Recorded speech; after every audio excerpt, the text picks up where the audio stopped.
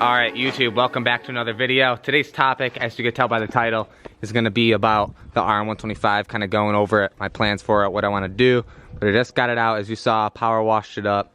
I got everything else out, cleaned up the 450L and the 110, along with the sled, got everything pretty much cleaned up. Now I got to get it all put away, get everything in the garage, and we'll give a little run over on this thing and what I want to do. Before I get into the RM, I realized yesterday I didn't actually say on YouTube the Cyber Monday deal, and a lot of you probably missed out, and only the people on Instagram that follow me saw that. So on the website, I'm going to continue the deal until tonight at 12 p.m. So if you want something, 50% off the entire website. Everything is 50% off. So if you want something, now is definitely the time to get it. Along with, if you want to get an entry to win my Kawi 250F, every $5 spent gives you one entry to win that thing.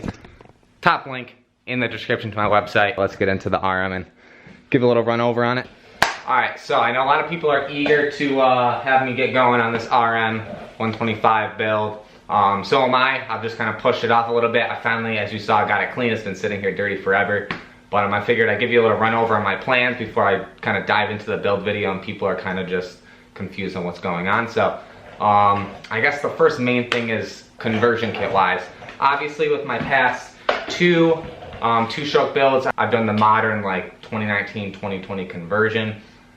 This one, I'm not sure what I want to do. Like, let me know in the comments what you think, if I should do the Polysport Restyle kit or if I should just do the front end modern and then continue with the older style rear. That's what I'm really torn on right now. I'm not sure what I want to do. If I want to go like maybe half conversion kit, I can do just the shrouds and leave this in the front. Not really sure what I want to do as far as that. Let me know your thoughts on what you think I should do and what you think will look the best. I mean, I like some of the conversion kit ones, but then again, I like the OEM look with just a little bit of modern stuff. So I'm really torn on what I want to do as far as that, but I've got a lot of time to decide on that part. That's kind of like the last thing I really need to decide on. But other than that, I mean, it's going to be pretty straightforward. I want to do some different things from the last two builds. So obviously, of course, it's getting Electron. Gonna get a bunch of powder coat done. Not too much. I might actually match the OEM powder coat, not do black in the frame. Get some coatings done here and there on the forks and the triple clamps and some other OEM stuff. And just kind of keep the OEM look like I've done with the past two builds. I really dig the OEM look on stuff. And that's kind of the style that I'm going for most of these two-stroke builds. Maybe later on I'll do like a full-out build, like not OEM, like every aftermarket part you could do to it, just because. Maybe I'll do that. Maybe I'll do that on like a YZ125 build because I can't modernize that one. They already still make them. So some new wheels on this thing. The whole motor's getting torn down, vapor honed everything, of course, making everything look brand new again. Top, bottom end, every nut, bearing, bolt, everything's getting replaced on the thing, brand new. We'll get a bolt kit from Spec Bolt. That thing will get all like the works kit and make it look super factory, if that's what you want to call it. But yeah, suspension done, obviously. Really just tear the thing down and make it new again. That's really my plan for all these builds. You guys along with the process. I know some of you maybe wanted like a woods build. I'm not really going for that right now. Maybe later on at some other point I do like a woods oriented build. But for right now, just doing like the moto stuff and basing it off of that. So that's really, my plan for this thing. Let me know in the comments what you think I should do to it, what kind of parts I should put on it. I like seeing your feedback. I read every single comment in the comment section, regardless if I like it or not. So yeah, I guess we can give a little run over now that the bike's clean, so you can get a starting point on where we're at and how it looks with a power wash here. We'll get nice up and close so you can see everything, how it looks now. It needs a good bit of work.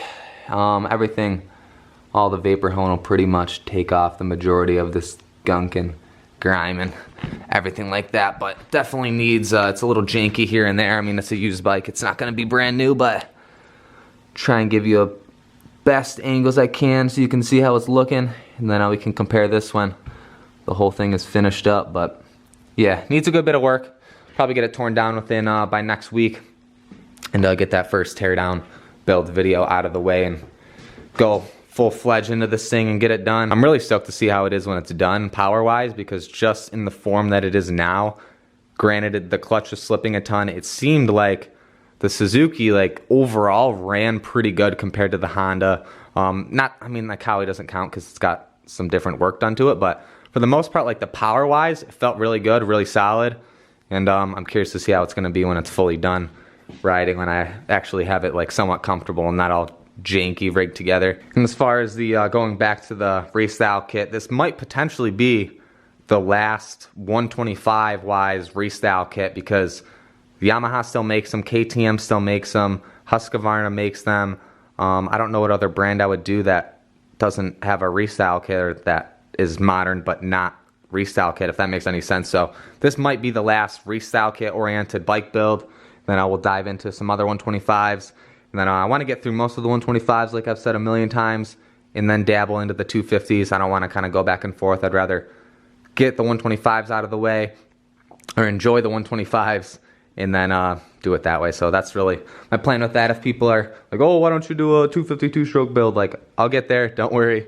I can't rush into everything. I have all the room in the world. I've outgrown this garage. I really don't have enough room in here to do what I need to do, but I'm making do. I got to reorganize everything and kind of maximize my space here, because I mean, I've got a little bit here, not much to really walk around to work on the bike, but I've made do. I'll make do. We'll figure it out. Yeah, I'm stoked to tear this thing down, get into it, and should be fun. This was just kind of a short little update video. If you guys were interested in the RM125 build, like I said, I'm only making this because a lot of people seem to like the Suzuki, the RM build coming up.